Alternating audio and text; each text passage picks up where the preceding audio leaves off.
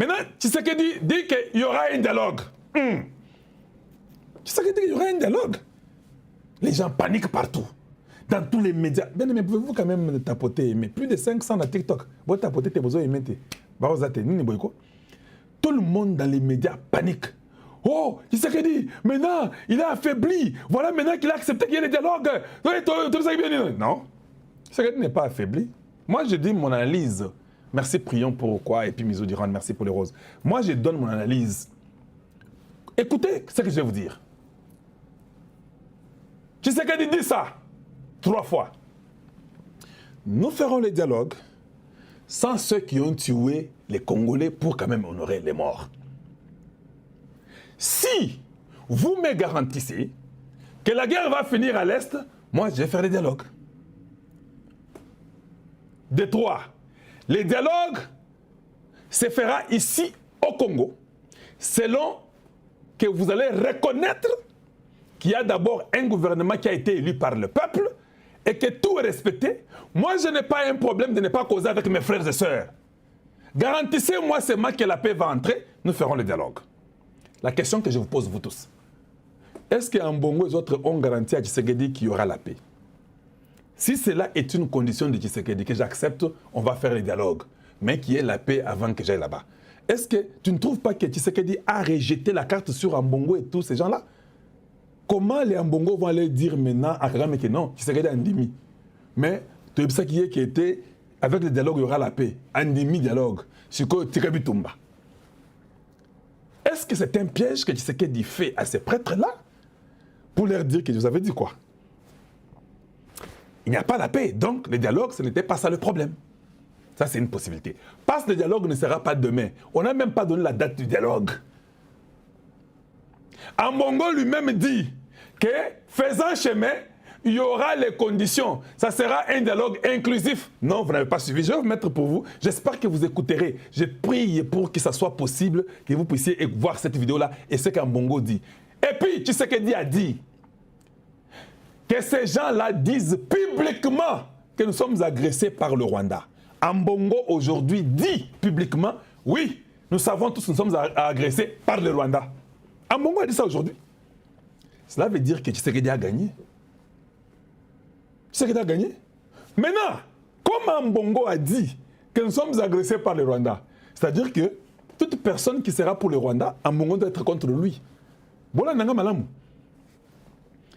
Ambongo a dit que nous sommes agressés par le Rwanda. Pour la première fois, lui qui parlait d'un leader exemplaire qui était Kagame, aujourd'hui il fait 360 degrés de virement.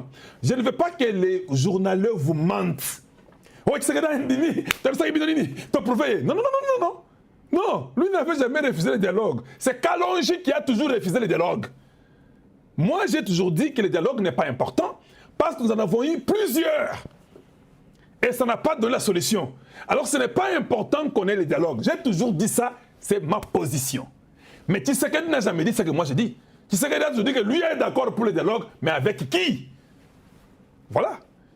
C'est clair quand même. Est-ce que c'est clair?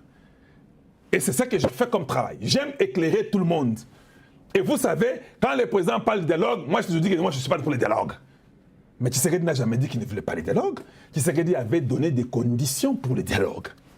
Il avait dit qu'il faut d'abord dire publiquement que vous êtes contre le Rwanda qui nous agresse, que c'est le Rwanda qui nous agresse. Aujourd'hui, Ambongo l'a dit publiquement que les leaders exemplaires là nous agressent. Oh, il faut qu'il n'y ait pas à Kalonji pour bloquer à Boyi. Oui, oui, ça il faut dire qu'Ambongo a changé. Comment Ambongo subitement, il quitte chez Sassou, il quitte son gars, il quitte chez Ndaïchimier. Il dit que non, nous sommes agressés par le Rwanda, nous devons me mettre ensemble. Est-ce que c'est un piège? Maintenant, la question que je me pose, c'est celle-ci. Ambongo dit que le Rwanda nous agresse. Cela veut dire que Ambongo reconnaît que Tshisekedi a raison. Donc Ambongo doit rejoindre le clan de Tshisekedi. S'il veut aller causer avec lui, il a déjà reconnu que l'autre nous agresse. Je pose la question. Tout celui qui est avec celui qui nous agresse, vous pensez qu'il sera dans le dialogue? Mais le chef va dire à Ambongo que non, mais tu as dit que les Rwandais nous agressent, non? Les M23, c'est pour les Rwandais. Il y a des preuves des Nations Unies, des États-Unis. Tout ça, les preuves sont là qu'ils travaillent, ils collaborent avec eux. Comment on doit les causer avec eux? Ceux qui collaborent avec ceux qui nous agressent. Tu as vu comment Tshisekedi a tourné les choses? Ambongo sera obligé de dire que non, tu as raison. Est-ce que ma liste là, est-ce que Sassou t'avait donné ma liste? Oui, il n'y a pas de problème, vous avez raison.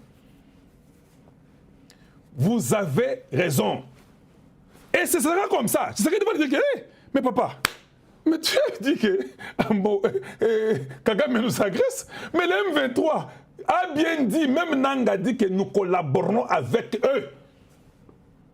Comment soudainement on va aller travailler avec eux? Ça c'est la réunion des Congolais, non? Oui, l'inclusivité dont parle Ambongo, c'est l'inclusivité du peuple congolais qui n'est pas entaché dans des problèmes. J'évolue avec vous, je vous pose la question. Tshisekedi a demandé, il a fait le tour du monde, en train de demander les sanctions contre les M23, contre Kagame, contre les Hippolyte Kanambe, tout le monde. Il nous a dit que les M23, les AFC, c'est Kabila, c'est Hippolyte Kanambe, mon prédécesseur. Je pose la question. Vous croyez que Tshisekedi va aller humilier les Américains qui ont condamné ces gens-là que lui a dû demander pendant tout son temps, 6 ans, 7 ans, en train de dire aux Américains, sanctionner ceux qui nous attaquent, ce sont les M23, ils sont rwandais, ils sont là-bas et qu'on sort, sanctionner. Les États-Unis sanctionnent Hippolyte Kanambe. Les États-Unis sanctionnent les gens de Kagame, ils sanctionnent, on a sanctionné il n'y a même pas 2 jours. On a sanctionné les M23 AFC, on a sanctionné Nanga. Maintenant, il s'est dit que je suis d'accord pour le dialogue. Mais cet homme, c'est un savant. Tu sais qu'il dit, il est génial. Il dira en Bongo, hé, papa, mais les Américains sont nos amis, ils veulent nous aider. Toi, ta liste là qu'on m'a déjà montrée par Sassou, c'est bon. Mais dis-moi, tu penses qu'on va causer avec les gens que j'ai demandé qu'on sanctionne? Non. Ça n'aura pas de sens. Tu demandes qu'on sanctionne les gens, et puis les mêmes gens te voient, tu te mets autour d'une table avec des gens qui sont sanctionnés. Mais non. Même si ces gens-là lui ont dit qu'ils causent avec les Congolais, ils sont intelligents. Ils ont dit qu'ils vont causer avec tes frères. Mais ceux-là qu'on a déjà sanctionnés, tu ne causes pas avec eux. Et Ambongo sera d'accord avec Tshisekedi. Que si vous êtes sanctionné, pas vous avez tué les gens. Moi, je suis au milieu du village. Les sanctions, ce n'est pas nous, c'est les États-Unis qui nous ont sanctionnés. Tshisekedi ne prendra pas les gens qui sont sanctionnés. Dans le dialogue, Tshisekedi a déjà exclu les AFC M23. Il a exclu les gens qui ont tué les gens. Tshisekedi a atteint l'objectif que l'Église catholique dise que l'agresseur, c'est Kagame, le Rwanda. Mais dis-moi, il a tout eu. Il a tout eu. Il vous donne un dialogue selon ce que lui voulait. Ça se fera à Kinshasa. Donc, Hippolyte Kanambe ne sera pas là. Oubliez déjà. Les Nang et tout le monde ne seront pas là. Les Bertrand Bisimou, non. Ils sont considérés comme les gens de Doha. Ils ont une négociation à Doha. Or, Doha parle des PDDRCS. Tshisekedi a gagné à tous les niveaux. Une machine politique, vous n'avez pas l'idée. Pour moi, c'était les arrêter, les dépendre tous. Parce que moi, je suis républicain. Moi, je ne fais pas de dialogue.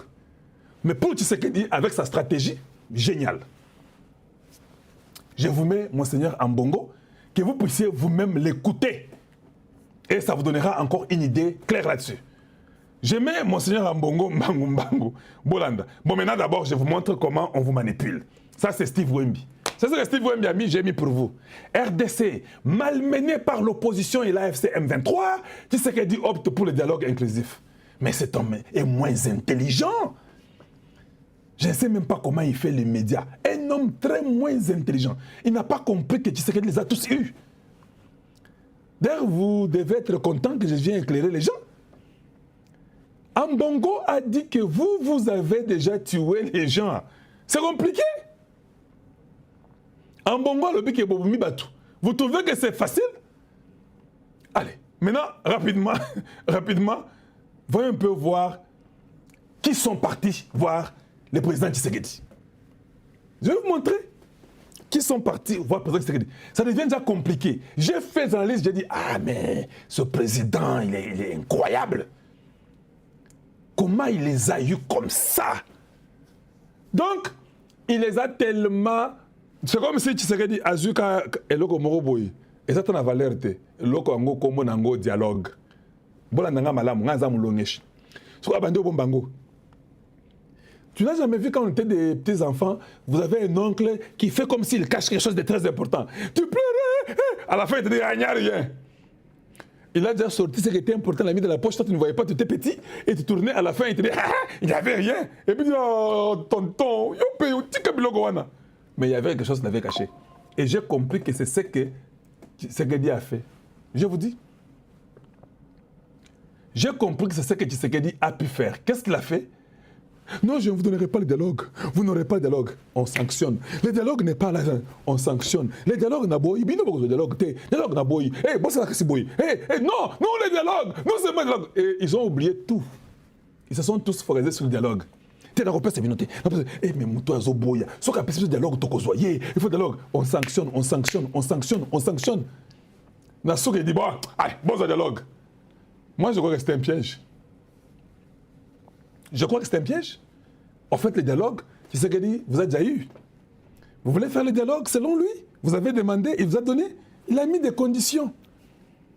En même temps, Tshisekedi même peut dire que je veux tout le monde. Mais il vous dirait que non, mais quand même néanmoins, ceux qui sont sanctionnés ne peuvent pas quand même venir.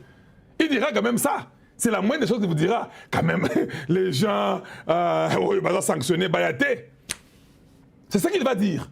Et même en Bongo, il dirait que bon, maintenant qu'on fasse quoi, ils sont sanctionnés, on ne peut pas faire venir. Parce qu'ils ont même créé un tribunal de justice pour poursuivre tous ceux qui sont dans des crimes. Bakoya te. Bango Goutso Bazama, il ne faut pas bailler. Parce que bailler, Bakanga Bango. Je vous dis, on va les arrêter comme on avait arrêté Moulele. Ceux qui Bazama, il est baillé. Parce qu'ils sont déjà condamnés. Tu vois comment Tshisekedi a fait un jeu et puis à la fin, il leur dit bon, je vous donne le dialogue. Mais n'oublie pas, ça commence par ici. Tu veux le dialogue? Je suis d'accord avec vous. Il les a tous salués. Vous êtes des enfants du Congo. Mais, des conditions sont là. Premièrement, vous devez dénoncer publiquement que nous sommes agressés par le Rwanda. Ça, c'est un camp sérieux. Oh non, non, on va le faire. Ok, d'accord, faites-le. De deux, c'est inclusif, hein, avec tous ceux qui n'ont pas eu de problème. Les gens qui sont sanctionnés. Et je vous donnerai des conditions. Et ça sera ici, ça sera fait. Oui, oui, oui. Vous avez ça, vous voulez. Vous voulez le dialogue, non? Il y a Ngoyo. Mais on vous a donné un dialogue qui est déjà très bien orchestré. C'est Tshisekedi qui est le gagnant. Il a toujours voulu des dialogues, mais il a fait des conditions. Il vous a fatigué pendant 3 ans et demi. Et vous n'avez pas les atouts. Il vous a fait condamner la majorité d'entre vous. À la fin, vous commencez, parce qu'on m'a dit que Katumbiazo, Pema, moyen, Ezate, Mbongo, Ezate, Kamitatou, ils ne parviennent pas. Il a vendu la parcelle de l'Italie, ceux qui de l'Espagne.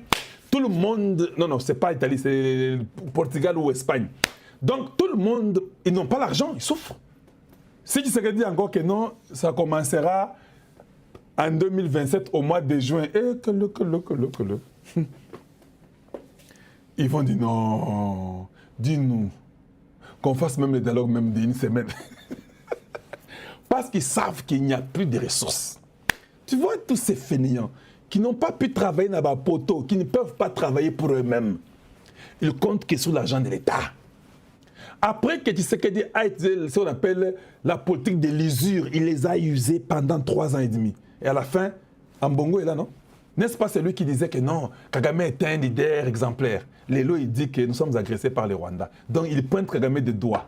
Attends, Mindele va me dire, hey, Tshisekedi, tu es fort. C'est prêtre qui était corrompu. Tu l'as eu. Oui, il a eu à partir du vieux Sassou. On m'a dit que Mikolo Sassou a lingui Tshisekedi Makassi, je vous dis. Sassou a dit à Tshisekedi que non, tous ces petits voyous qui viennent ici pour t'embrouiller là, personne ne peut rien faire. Donc, je vais avoir ces gens-là. Ndaïchimie les a aussi eus. Maintenant, les C64, je vous pose la question. Vous ne voyez pas que vous êtes nus?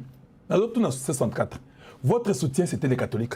Les catholiques viennent de condamner les Rwandais. Vous attendez quoi? Ce sera pour demain. Vous sortirez pour faire une déclaration. Mais il y a des conditions pour le dialogue. D'abord, avant que j'évolue, j'ai quelque chose qui me tient à cœur. Bananga, je vais quand même parler de ça. Tshisekedi, le président du Congo, a été élu légalement. Légalement. Il n'a jamais pris le pouvoir par la force. Pourquoi les C64 existent, que vous appelez C64? Pourquoi tous ces opposants à Nzala peuvent dire que non, nous allons utiliser l'article 64? Allez, je ne suis pas là. Je suis ici. Suivez-moi très bien. Voilà pourquoi j'insiste encore sur la justice du Congo. normalement, comme Tshisekedi est voté officiellement, correctement, il a suivi tout ce qu'il fallait suivre, confirmé par la Cour constitutionnelle, et qu'il est le président du Congo. S'il y a un groupe d'individus qui vient dire que Tshisekedi a pris le pouvoir par la force, on va sortir 64, normalement la justice du Congo devait arrêter, et tous. Vous ne pensez pas que j'ai raison? Je raisonne seulement comme un Congolais. Hein. Aujourd'hui, je suis en train de vous parler en tant que mes frères. Un pouvoir légal, légitime, avec un président élu à 84%, vous venez parler de l'article 64 qui parle de quelqu'un qui prend le pouvoir de force, mais celui-ci a été voté. Et ces gens-là circulent dans les rues de Kinshasa. Aucun procureur, ni Vonde, ni qui, ne peut dire que non, écoutez, je vous arrête vous tous. Vous êtes en train de mettre un désordre dans un pays qui a une justice. Quand je vous dis que la justice du Congo doit changer et changer à tous les niveaux, je ne blague pas. Le président Tshisekedi devrait nous aider. Parce que la justice du Congo, toutes ces têtes-là qui dirigent la justice du Congo, les gens qu'on appelle du Conseil supérieur de la magistrature, tous ces groupes-là ont échoué, ils n'ont plus d'inspiration. Je vous l'ai dit, il n'y a plus d'inspiration. Ils ont échoué au Congo. Ils ne connaissent pas faire respecter la loi. Ils sont impliqués dans des mines, dans les Katanga, tout le monde connaît, dans les lois là-bas. Ils sont dans l'argent. L'inspiration d'une justice est terminée. Or, le président Tshisekedi a besoin d'une vraie justice. Vous demandez aux Blancs de condamner les gens qui tuent les gens pour qu'il y ait la justice. Vous-même, dans votre pays, vous ne faites pas ça. Vous ne pensez pas que même les Blancs se disent que mais finalement, non, on les aide, eux-mêmes ne s'aident pas eux-mêmes. Imaginez-vous si Tshisekedi changeait les conseils de la magistrature. Tout le monde, il remplace tout le monde, il met de nouvelles personnes.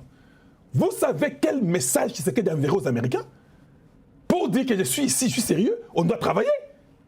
Vous savez quel poids Tshisekedi avait 84% de pourcentage dans les sondages et dans les élections. Imaginez-vous qu'il ferait ça. Mais les gens vont l'amener à 100%. Ils vont dire, mais ça c'est un président qui est là pour son peuple. Regardez aujourd'hui, Tshisekedi peut arriver maintenant à Tchangou, il descend. À Pascal, il descend.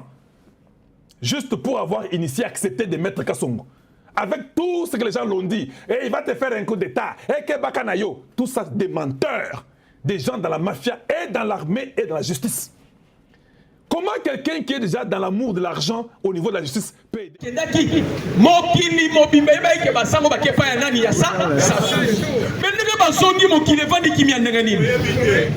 Basi bazonga ki boyebi te bazongi.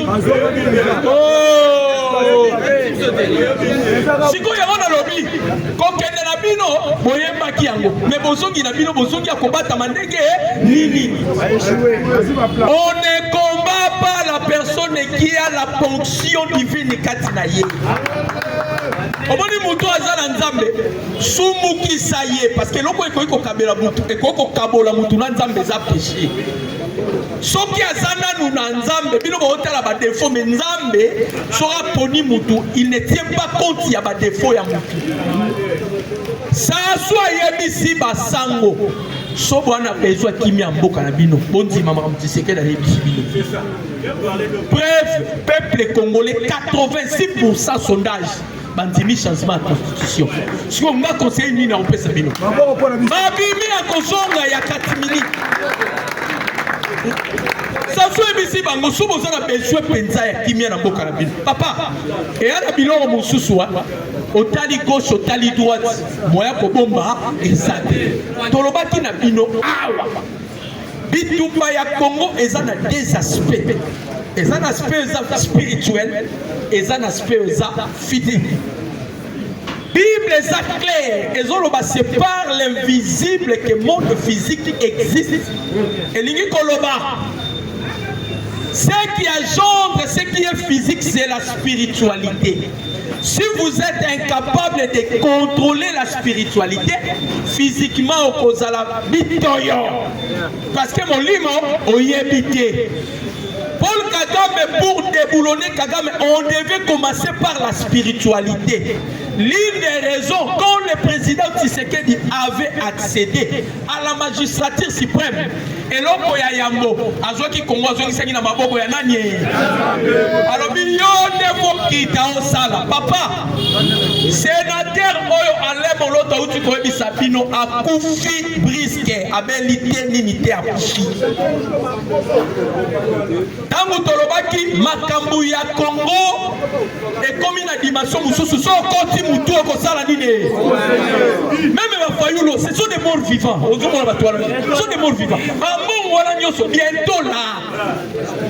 Bobongisa déjà ba cercueil, bobongisa déjà ba bozo kende pour la makamba Congo. Papa, le pays de Dieu. Toleli, Dieu a décidé maintenant de délivrer le peuple congolais. Jamais. Dieu va utiliser le fils majeur, la progéniture d'Abraham, Félix Antoine Tshisekedi Tshilombo. Alors, je te fais guider devant Pharaon. Parce qu'il a une mission devant Pharaon qui est Paul Kagame. Kagame lobby alali na ba sapato azoye bate pourquoi to lobby bongo bandeko américain ba koka ko sope décision ba muto le roi sakani to peut-être les 14 c'est un roi il est plus influent akoya pe pas trompe bien trompe ko sala ngote bobo sanate ba américain ba ngaka ba beta Kagame muto asala ke ba beta Kagame te c'est monsieur là azalaki lobbyiste ya Paul Kagame.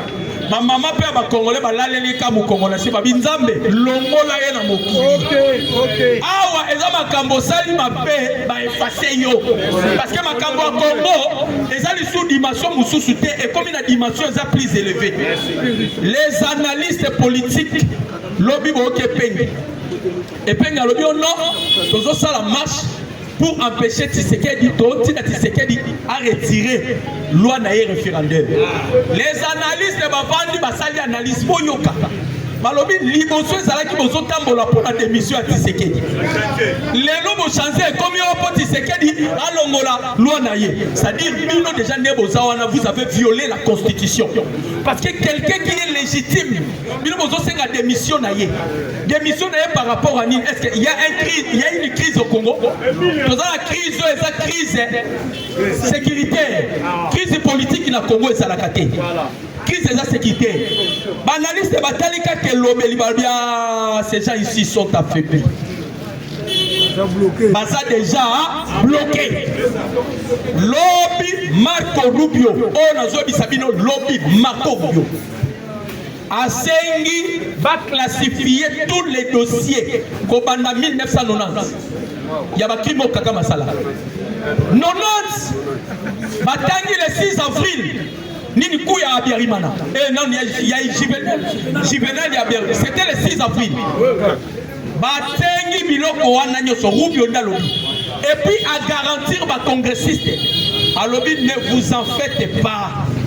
Dossier ya Kagame ezana maboko na biso. Et vous ne serez pas déçus de ce qui va arriver. Donc, à honnête aux Bisabino, peut-être yosa bien. Bon, on a Kagame était le leno nyoso zoluba. Papa, Kagame yebi que il est entre la vie et la mort. Les Américains vont consoler humiliation té. Il faut pas se débarrasser de Kagame. Il y a un moment déjà à Washington.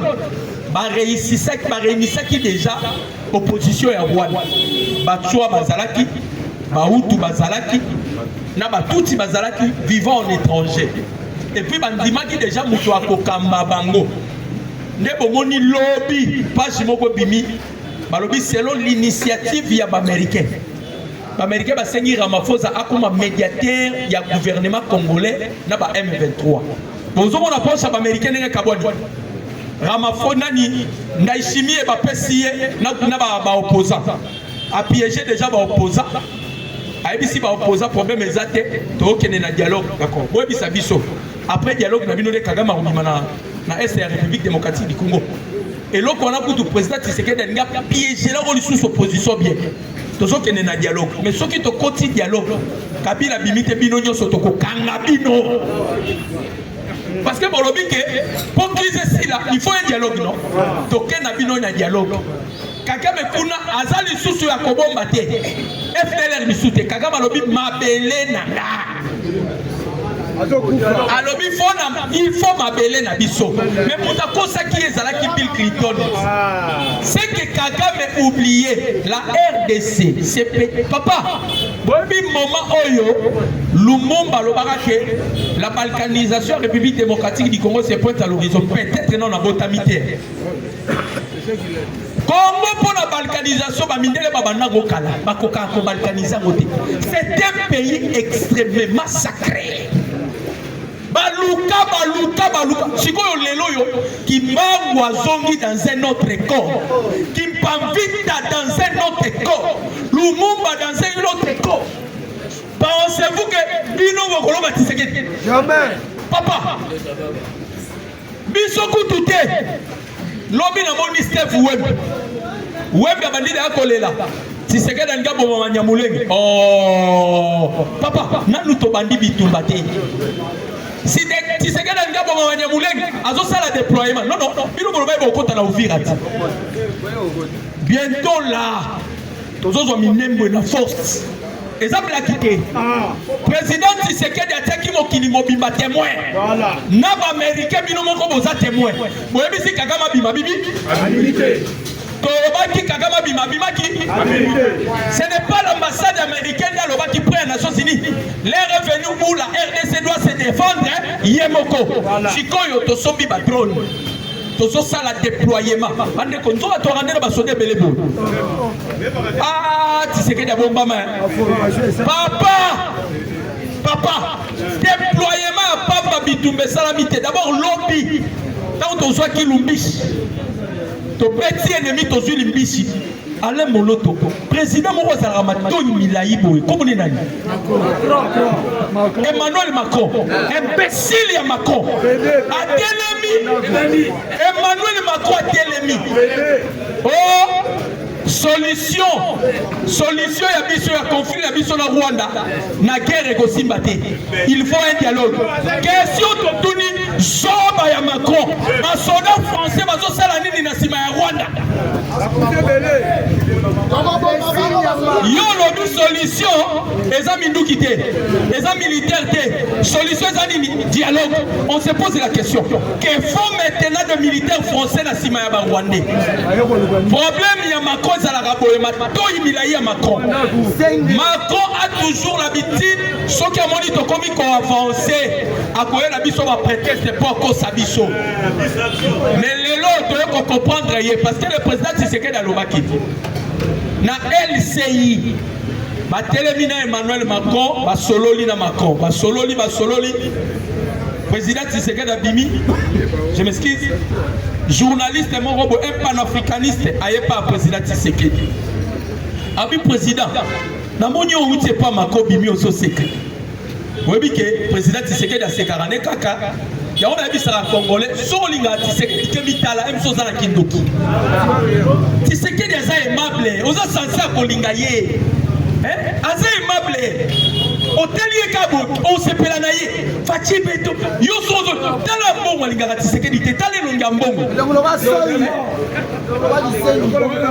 tolobaki yango bato nyonso baza ba inutile nzamba sunga biso alongola bango arretraché bango mikolo na bango na sena mokili apesa ta pa Tshisekedi ambongo aza inutile sole aza inutile. Comment les évêques ya Rwanda bazoloba masisi eza ya bango nilangongo eza ya bango ruturo eza ya bango yo ambongo telemi ayebete kotanga Bible te ayebete ba verset biblique te biso nde tolinga kabino koleka ba politicien ambongo keba soba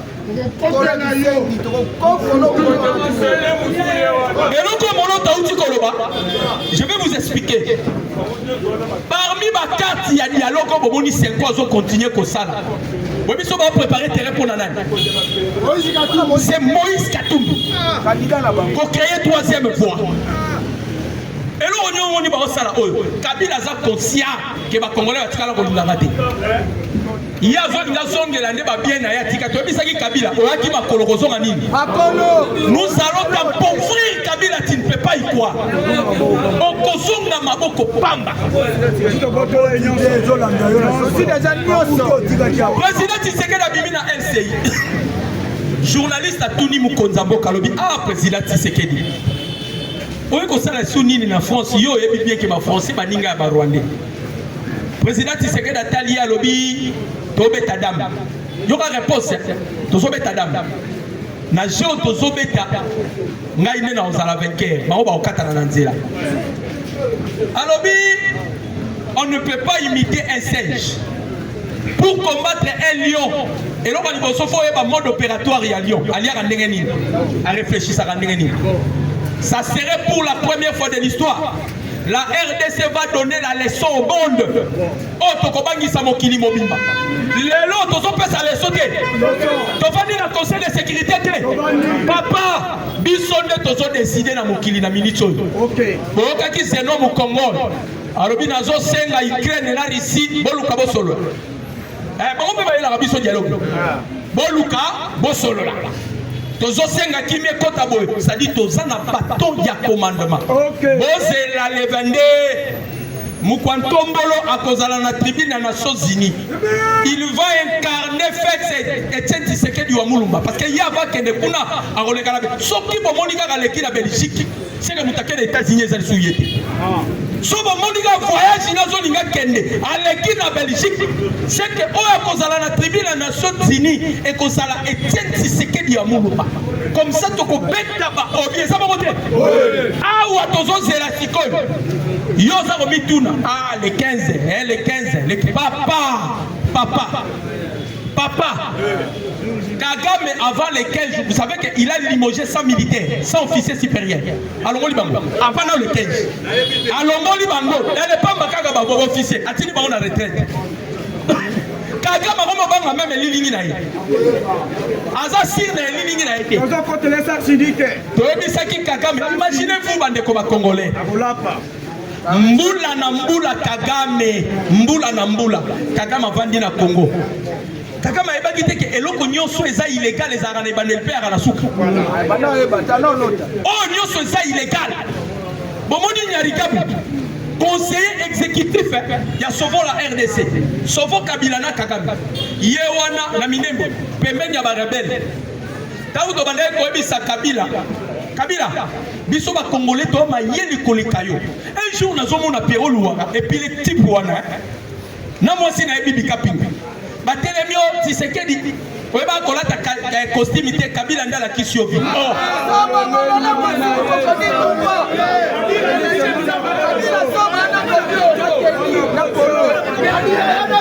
Voilà mama Naloba. Papa. Kabila habite à Bestelete. Kabila ya awa, ngana yebi Kabila na oyo. État-major général. Non.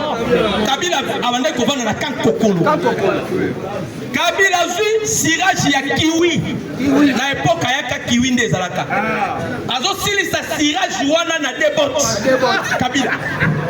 Avec kokangata buto a chemise te politique na.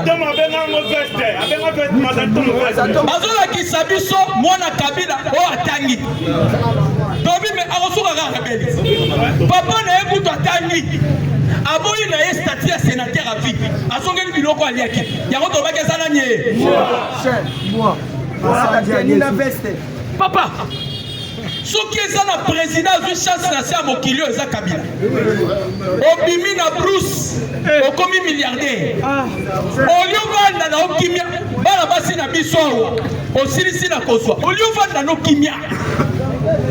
Bino remarquez que ba Rwandais so ba kena mboka mo quelque part. Et là ils so ba wela ko violer ba maman biso. Obi pourquoi ba sala bongo. Ba maman na biso baza kumoko. Elengi. Ba Congolais zo mona baza kumoko. Musala ba koma ko sala kolanda ka ba maman na biso. Kabila yawa na basi na biso azui.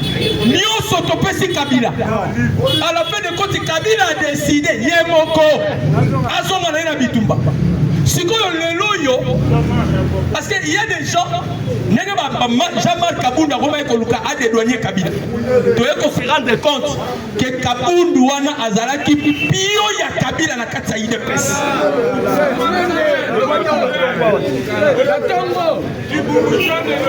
lokola Katumbi ayebaki baba lokola ayebaki comment fonctionner Etienne Tshisekedi wa Muluba ayebi que papa na nde azalaki catégorie fona lukela ye mutu moko papa mutu nyonso abombaka identité bandi kobima na mpwasa na betela bino non lisolo moko mona mama qui pouvait imaginer un ambassadeur ya Ukraine akoki koya kosenga expertise na kati ya République démocratique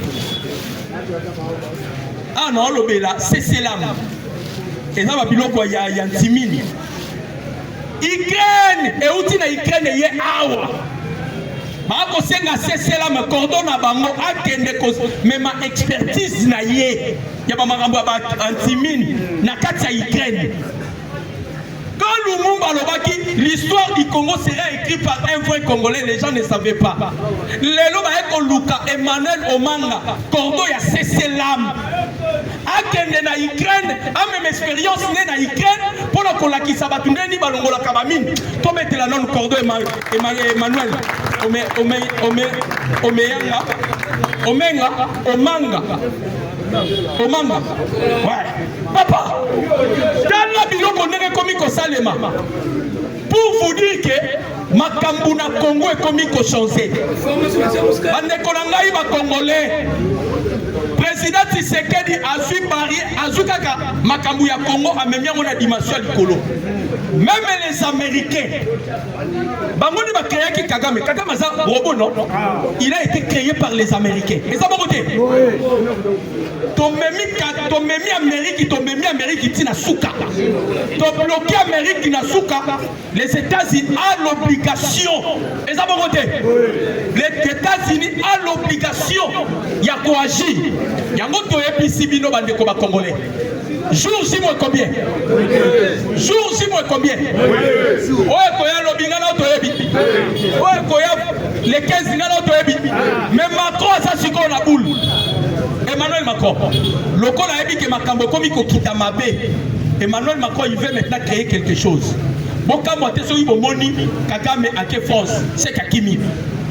Akimi pour la nini abimi na Libanda atala les 15 na les 16 na les 17 nini ekoleka. Les Américains sont déterminés. Nous sommes blaqués. Les Américains sont déterminés. Quand on appelle ça qui Kagame, ils ont qui certifié na Congrès. Papa, je parle du Congrès. Quand vous avez dit que défendre, vous ne comprenez pas que nous avons défendu Kagame à soutenir.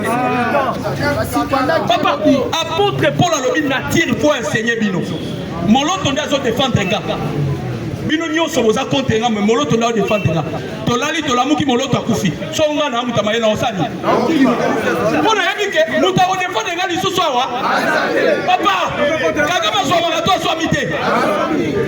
Bible solo ba pona bolingo ya Congo. Wana nzambe na olala te.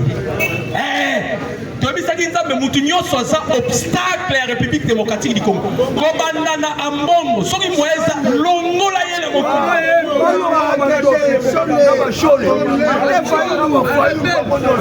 Bakotia ya kobatama.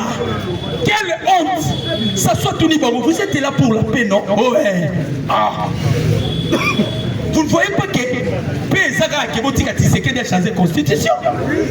Makambu ça soit yango boni ba songia elo ba mi balenga loba détournement na kata seko sola yibi mbongo sola muli sola yibi mbongo 1 million président Sabimisi 1 million pour na infrastructure paroissiale na Inongo mbongo ye 600 000 le reste na poche chole aza muli bito aza muli bité oboni ko za la basi belende ko zombe maye détournement.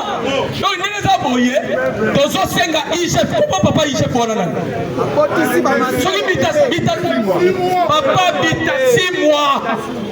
L'année la biso nanyo yo yo yo soli bayebisa biso mbongo etikali ekeiwa 1,600,000 ndenge komi na inongo na mai ndombe mbongo nyonso ekei mpona lokoso kozala na basi ebele koprometre baoke Tshisekedi ya kokende tokokoba na mbongo omende ezomema bango oui Kakenza Albert aloba yango tosali démarche na Senko totuni Senko démarche oyo tozosala eza mpona nini ono mpona président akoya abenza babi Tshisekedi eza pouvoir nazoyebisa bino un jour président Tshisekedi ayambi bambongo bato wana basala nzambe te so les criminels ambongo na cho président Tshisekedi ayambi bango tango babimi na kati ya présidence baconvoke baévêque nyonso oyo nazoyebisa bino information si baconvoke baévêque nyonso yoka prière ambongo asengi na baévêque abi touti epai ya mutu wana babenge Tshisekedi babe mutu wana Tshisekedi abengaka président te pour votre information touti epai ya mutu wana Tshisekedi bobondela nzambe ndamba kanga mutema na ye asala démission po ngai ba français babisinga na sala transition kambo yo sala transition yo centrafricain ba place yo tanga toyebi na biso pete bobisa biso ga bo ramayende mayela ngo bokepa nda chimie bokomi basoba apose bino question boko répondre te nozo sablo solo papa soki kaka mayele na yo otiango profit kaka libumu na opona koteka Congo okoma soba les effets comme biso to bibaka mayele c'est comme bima muta mayele so asate bango nyo soba soba na basoba ozuli susu na opposition devant nda chimie bazangi réponse ba fayu no na zomona bazao bitu na bango. Est-ce que le président a confiance dans biso? Ça va problème. Il y aura question piège. Vous la peuple, oui, vous la peuple. Basololi, bazongi, batikali kokende kotala kaka ba réfugié. Mais moi c'est Eve Basaïba. Akenda na Burundi loko liboso senga, o même ngesika ba réfugié congolais ba ali. Mais bato yo bolobi ke bazo défendre bino. Ba komi na Burundi fayu nazo senga primatique, o sala nini? Fadene house tient capable de gérer ça. Primatique au Kenya Salani. Moi, maman Oyo, Jini Tutuluka, elle est plus intelligente que Yo Fayou. Fayou nous bazo tourner au botama wat. Na botama na maman yemo na botama na njini. Yo mutu bo zo pesa des communes. Oui, il y a des vidéos.